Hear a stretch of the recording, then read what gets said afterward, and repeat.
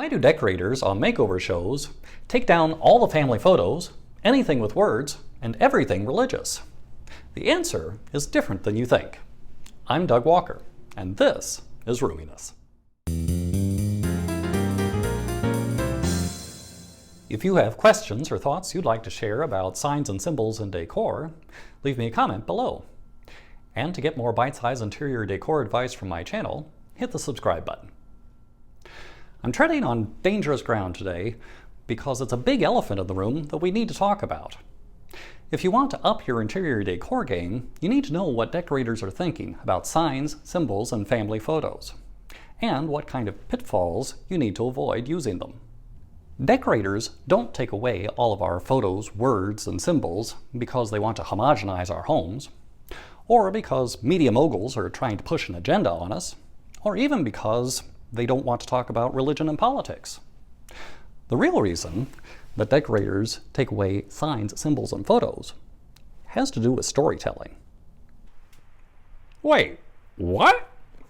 Your home tells a story, your story, to anyone who pays a visit. It may say, I like the beach, or I like to cook, or even, I hate housework. Often, homes tell a story, but in a bland way. This is us. These are our kids. This is the college we attended. This is the music we like. This is our religion. And maybe these are our favorite colors. This approach tells your story, but not in a very interesting way. And the resulting decor has little visual impact. What decorators really want is for your home to tell a good story. A well-written story unfolds as you read it. You get caught up in the character, dialogue, setting, and plot. A good story isn't a news report. It's a delightful yarn that entertains you the whole time you're reading it. You don't even notice the information that you've absorbed along the way. A well-crafted interior uses the same approach. You tell the same information, but you infuse it with beauty and delight. And you haven't given away the whole story. You let the story unfold as people look through the things in your home. Some of the things may have meaning to just you. You get to decide how much of that information you share when people ask you about the fascinating things in your home. So you're proposing striptease decor. So how does this work in practice? In most cases, it means making less obvious choices when you're choosing decor items. You can show you loved your grandmother by displaying her picture, but it's a better conversation starter to talk about the paper towel holder that you repurposed from her curtain rods.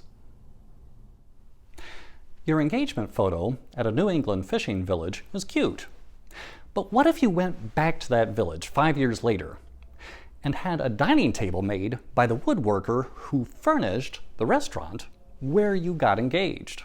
The photo brings up a meaningful memory. The table would mean something to you. When you find yourself wanting to have a memory of a place, a person, or an event, keep an open mind to go beyond things like photos and videos. Think about having art, or a dried flower, or some kind of tool that you would use every day. Signs and symbols in decor can categorize you and put you in a box. It's something like bumper sticker decor.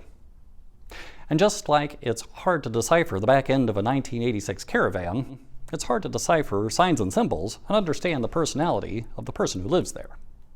Rather than opting for the salt and pepper shakers with Paris scrawled across them, maybe look to pick up an artful pillowcase from a museum in Paris instead.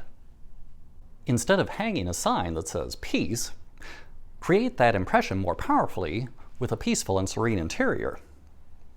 Instead of having a sign that says family, have heirloom pieces from your family displayed through your home.